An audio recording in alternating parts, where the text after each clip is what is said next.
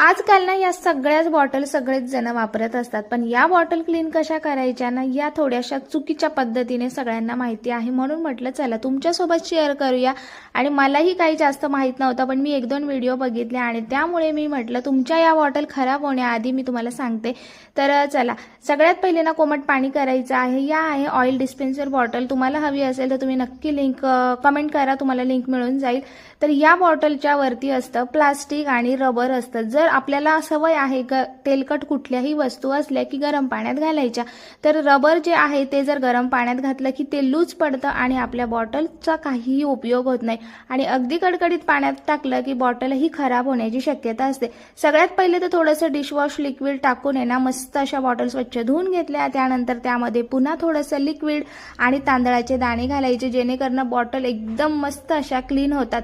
त्यानंतर तुम्ही घरात सुकवा, बाहेर सुकवा, व्यवस्थित काळजी